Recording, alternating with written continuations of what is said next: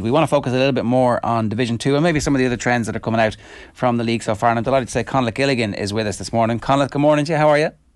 Good morning. I'm very well, thank you.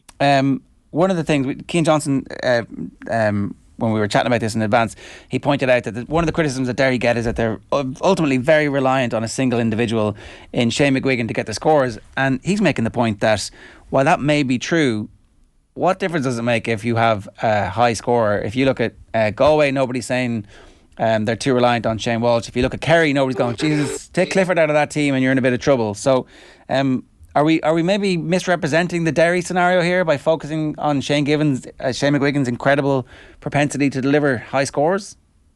Yeah, I think you are. I think probably in previous years that has been the case, but I think Shane McGuigan's game has definitely evolved. He's playing a lot more of his football out around the 40-metre line, and that stops him from being easily marked in. And I think if you've seen over the last number of games where he hasn't been his best, there has been other players stepped up, and Niall Toner comes in with a goal, Niall Loughlin's been coming in with a goal, and especially last year Derry didn't really have the ability to come off the bench, but again Dublin, two of the subs came off the bench and scored, and where you were expecting Dublin's sub bench to add the difference, it was actually Derry who done that. I think it's a trap I've fallen into a lot, where I'm analysing this Derry team and charting their evolution against the evolution of the Donegal team, and it's an easy and maybe it's a lazy thing to do, and yet it's very interesting because they're kind of on the same trajectory as that Donegal side, where they nailed down exactly what their identity was going to be from a defensive style of play. They perfected that, and as the time has gone on, they're layering in levels of attacking threat and ability and just becoming better. Now, maybe that Donegal team had better players. We'll see, and maybe their ceiling was slightly higher. But again, we'll see. If I'm Derry, I'm relatively happy with the pace that the game is evolving. Yeah, well, I think when you go back to that Donegal team, they had won a National League a couple of years previous to McGuinness and Gallagher coming in. So they had Michael Murphy. They had so many good players, and I think Derry are actually a wee bit earlier in that some of their big players haven't just developed as quickly, but when Conor Glass came back into the team, it gave them a midfield platform. And I think probably the fact that Shane McGuigan has now got a number of players to go on with them. And the one thing Rory Gallagher has been able to do is take on young players and bed them in straight away. And it's just been seamless. And I think the Dublin game, for, I suppose, us Derry supporters, we were looking at as going to be the acid test in the league. And I don't actually think Derry played that badly in that first half against Dublin. But I think they played to the Division 2 level that they've been at. I think once Dublin opened up the gears and played better, I think it brought Derry to a new level. And I think Derry probably needed that. And moving into the Clare game this weekend, I think Derry have layered up on what they've done. Defensively, they've been the soundest in the league. They've scored heavy, albeit racking up some big scores against Kildare and against Meath. But I think they've showed a real ruthless streak, because it would have been easy to take the foot of the gas, but they haven't done that. And I think they've put themselves in a serious position. And I suppose I thought Derry may have had to come down to the last league game against Cork, and I think Derry will have it done this weekend, and it leaves that division very interesting below them. Do you expect Conleith, Derry and Mayo, the two teams at the top of the top two divisions, to be thereabouts come the real business end of the All-Ireland this year? Yeah, well, look, I think Mayo have been very, very impressive. I think probably Conroy being back, Donoghue being back, O'Shea going at full forward. I was at the Armagh game and I thought he was brilliant that day. And I think probably had Mayo not taken him off that day, Mayo probably would have got full points there in Armagh. But I think what they've done, and they've added layers to play things, and Jack Kearney's come in, and we've been looking at the likes of Kearney for the last number of years that he was going to come forward, and now it looks like he's really stepped up. James Kerr.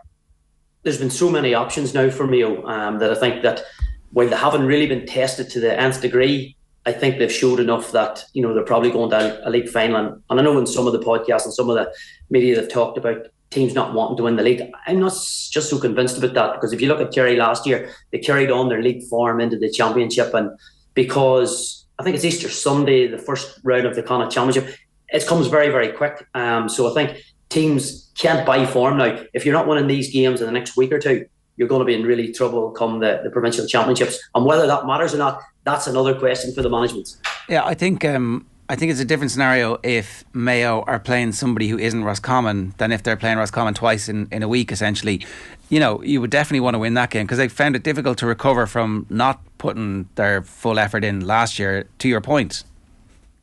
Yeah, look, and I think probably if it's not going to be Roscommon, and I don't think it is, I think Roscommon probably going to find the next couple of games sticky. And when you look at it, do Galway really want to push on? I definitely think Armagh would want to win that league. I think it would be a massive statement for Kieran McGinney's side after him being there 7 years. Galway may not want it as much, but I think when you look at the league table, Mayo's on 8, Roscommon, is on 6, Galway, Armagh.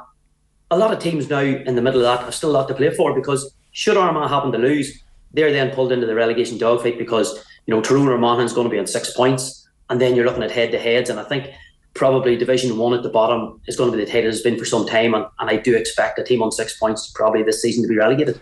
Who's that team going to be, Conleith? Because you look at the game in Clonus this weekend, Monaghan Tyrone has got relegation scrap written all over it. You'd imagine the loser of that game is in serious trouble. And Monaghan on 4 points, I think Tyrone is in 3. Yeah, Tyrone's on 4. Monaghan's on 4, and Donegal's on 3. And I think probably that game will be Ulster final standard. The referee would need 9 eyes in that game just to keep it under wraps, because I think familiarity breeds contempt, and these teams have played each other every year in the league, and they've always been really, really tight games. Tyrone don't want Armagh coming in the last game of the season with the possibility of relegating them. Whereas Monaghan, I think, travelled to Kerry on the last day away. So there's a lot to be played for in this game, because both teams could struggle on the last day. I think Donegal probably are going to go down at this stage, and I suppose the piece in the Irish Examiner this morning with Jim McGuinness probably heaps more pressure on a Donegal county board and team that really didn't need it. But I think it will be probably Tyrone to pick up that points. But I think the job that Monaghan have done this year, Vinnie Corey and his brother Martin, who's a fabulous coach in his own right, I think they've done a really good job after a very difficult start, and I think there still will be a wee bit to play for there. This is really interesting, because the Donegal story, by the way, everybody should check that out. McGuinness basically said that he was going to be part of the backroom team if Rory Gallagher and Carl Lacey had got the job, but when they pulled out, he said he would still be available to help at least this year, all the way up to the summer, because they're at home at the moment and the county board never rang back. And he makes the point that it was really unfortunate that he was name checked when he thought he was part of a confidential process by the county board, but he was name checked, and the implication, as he saw it, was that he was unwilling to help, when actually that's not the case. He is willing to help, and it looks like he's even willing to help the current management team if the offer was to be made. So we might come back to that story, but the whole notion of a team going down to Division 2 and benefiting from a confidence booster into next season's Ulster Championship, is it a disaster for Monaghan or Donegal if they were to go down and be the best team in Division 2 next year, and to use that as a springboard for Ulster Championship stuff? Or at the moment is the gap between Division 1 and 2 so pronounced that it would be a bit of a disaster? I don't think it's a complete disaster. I think the top end of Division 2 and the rest of Division 1 is very, very similar. But I think probably just from where Donegal are at the moment, they just don't need any more trouble or any more hassle. And Paddy Kiar, who's a man who's wanted this Donegal job every single time has come up over the last decade and has just been falling short. And he's probably just got the Donegal job at a really poor time. Look, I think Monaghan have been very good. I was at Clonus for Monaghan and Donegal, and I think there's a lot of pluses in Monaghan. I think O'Hanlon, players like that coming back, looking at some of the other bits, it's whether McManus can come in now all the time and do it. I think Monaghan have a lot of pluses. Darren Hughes is back, which means Desi Ward at 6 isn't as vulnerable as he had been, because Desi Ward has been driving out of 6 but leaving a gap. Darren Hughes has come in and he's filled that, and Monaghan have looked a very, very different team with Darren Hughes in there. But I think it's Monaghan's ability off the bench. Sean Jones has come on. He kicked 1-2 against Donegal in 12 minutes, and he's been very good anytime I've seen him. So I think Monaghan have a lot of pluses. They're very young, they're new. And if you take Jack McCarn, who's struggled with injury, but into the mix, I think regardless of whether Monaghan go down, I think they'll have a major say in the championship as well, because they are that sort of team building now, and the longer that Vinnie Corey and Martin Corey has them, I think they will get better as the season goes on. Again, Cian was making the point in preparation for this piece that teams who've gone down in recent seasons have managed to blood a load of players in the league, whereas Monaghan have had to keep their squad quite tight to maintain their Division 1 status. And the trade-off is that you're still playing Division 1 football, but you've got fewer players that you've managed to blood through the league. So he made the point that in 2021 Monaghan relegated Galway in the final day. Joyce blooded Matthew Tierney, Carl Sweeney, Dylan McHugh and a few others. The Dubs obviously got relegated again by Monaghan on the last day. Dublin had Lee Gannon, Robbie McDade, Lorcan Adele, who had all been given exposure I think Monaghan traditionally have used between 22 and 23 players in the league in this period where they've managed to stay up. So it's a strategy, and in the long run you have to wonder, is there a trade-off between actually getting a broader, deeper squad, particularly now in the more condensed season? So what's your instinct about what the right course of action is? It's obviously horses for courses, but on balance, do you think would be the best way?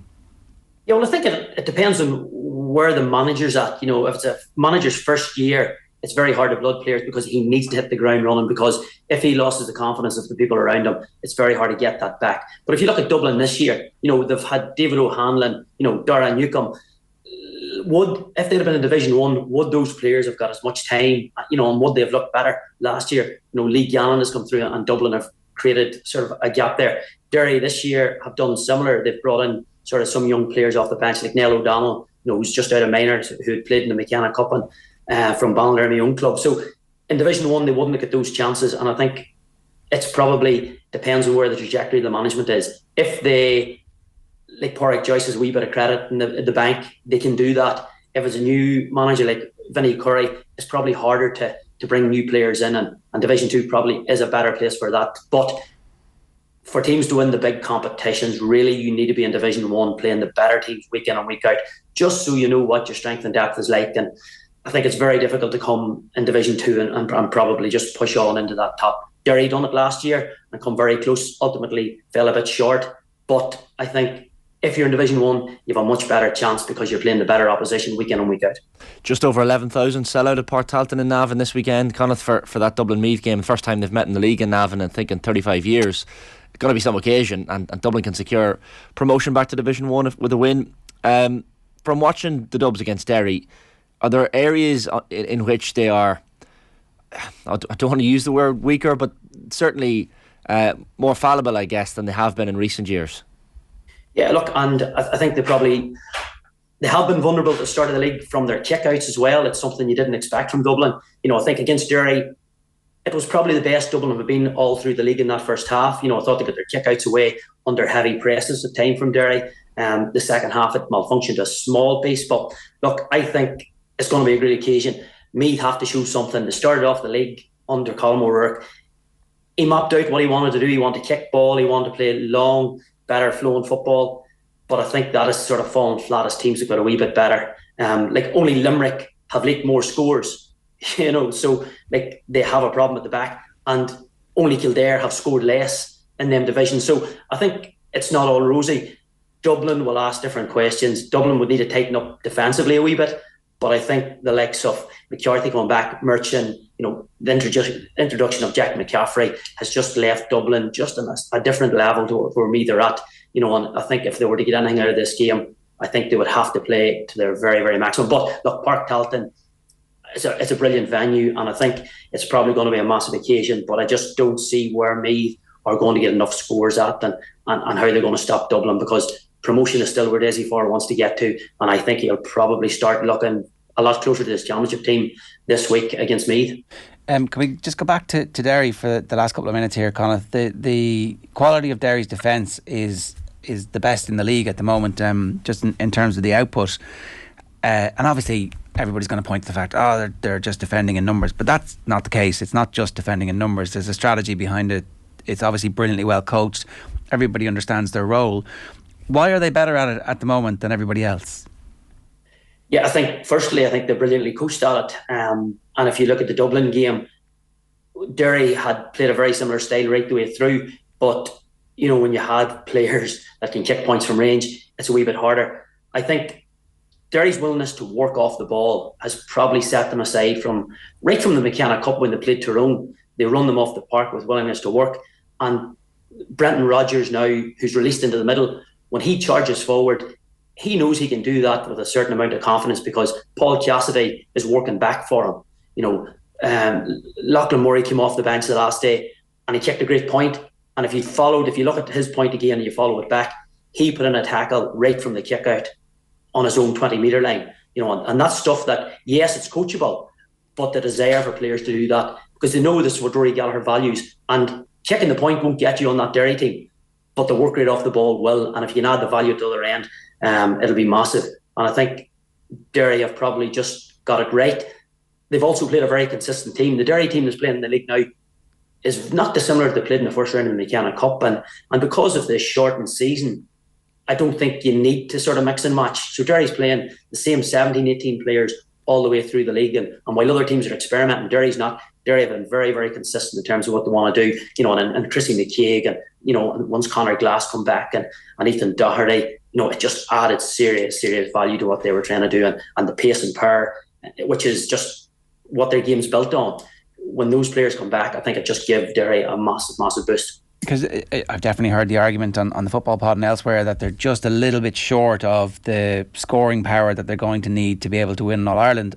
But the game against Galway last year was really their first big opportunity in Croke Park to announce themselves. And it looks like they just got matchups wrong. Again, to go back to our pre-show chat, that's what Cian Johnson's making the point that actually if they got the matchups right, then that game's a totally different game. And we're not talking about a side who were overawed by the occasion or who, a goalkeeping howler cost them. It's like it's nip and tuck against a Galway side who then push Kerry all the way in the All-Ireland final. So they're actually much closer. I think the argument is that they're much closer to being genuine All-Ireland contenders than they're being given credit for at the moment. Yeah, look, I think so. Derry were 4-0 up on that game and they were cruising. They kicked a couple of really poor wides and taken a few bad options. And then the sort of 5 or 10 minutes before half-time cost them. So instead of going in at half-time 3 or 4 points up, with the controversial score from Hawkeye, they suddenly found themselves in a difficult position mentally to cope. They hadn't been in Croke Park that often at the very top end, where they played in Division 2 and 3 finals. It hadn't been in Division 1. And I think where Derry are at now, the Dublin game was massive in Celtic Park. And if they can not slip up against Clare, they're looking at another game against the Dubs in Croke Park. And that is where this Derry team are going to learn at the very top end. And there may be another lesson somewhere down the line to be learned, maybe in a league final. But I think all of the stuff that Derry are doing now is building towards a bigger day and a better day. And I think Croke Park is where this team needs to be. Yes, you're right. Probably when the game was going away from them, they didn't have the strength and depth coming off the bench. But I think that has improved. I think Matthew Downey, who has been caught with injuries, hasn't really played as much this year. I think he's a player that to watch out for. Lachlan Murray's come off the bench.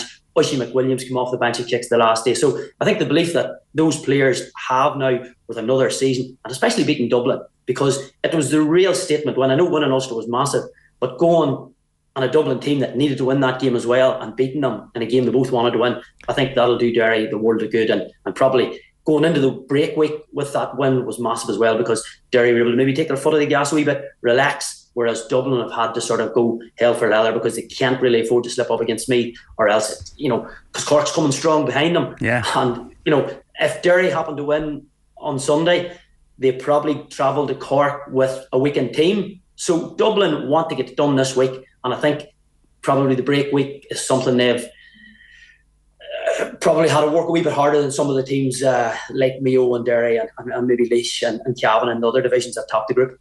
Conleith, at the other end of Division 2 briefly, Ger's been crying into his cornflakes here every morning thinking about the thought of Kildare in the Tailteann Cup. That's a huge game, 3:45 on Sunday against Limerick. Down there, I think it is in Limerick as well. Look, bit of turmoil in Limerick football this week with Ray Dempsey's departure, a bit of player unrest. Mark Fitzgerald, who was part of his backroom team, a Kerry man, has come in to take over for the rest of the year. This game is huge for Kildare and their year ahead, essentially. Yeah, look, it's massive, and I suppose a lot's been made of how poor Kildare have been at the back. How poor they've been up front and having not scored goals. And when you've likes of Neil Flynn and Derek Kerwin and Paul Criven and players like that, you wonder just what's going wrong. They got the management team they wanted and the excitement that followed that, but they have really fallen flat. And they were lucky enough to get the win, I think, that time against Clare. So they could have been in a worse position. But it's a must-win game, and it doesn't even guarantee them anything other than the loser. Well, if they lose this game, they're gone. Limerick's gone anyway, and they've put themselves under a huge pressure. I genuinely don't like hearing of players' votes and things like that, because they've put themselves under pressure. Obviously, Mark Fitzgerald was there. He knows the ins and outs of it, so he's probably in a good enough place. But after last year and Billy Lee and the journey they've been on the last 2 or 3 years, transition has probably been hard for everybody. And and Ray Dempsey been so close to getting the Mayo job, you just wonder what has been on in there. But look, this is massive.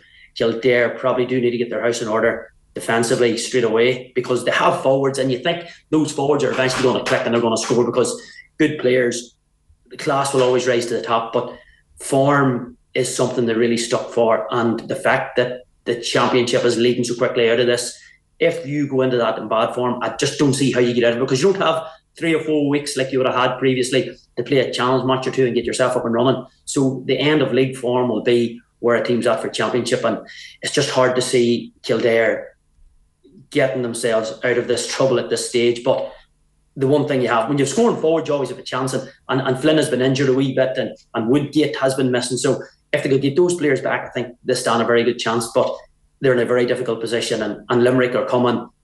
New managers, whether it be Premier League or always get a bounce, and if Limerick can get a bounce, it's going to put Kildare in a very precarious position. And again, and not to be disrespectful to the Tailteann Cup, because I know a lot of the chat is around that teams don't want to be. Like, I think the Tailteann Cup has been brilliant, and I think the rhetoric around teams not wanting to be there, you are where you are based on the form you're in, and if you find yourself in that position, you have to make the best of that situation for me.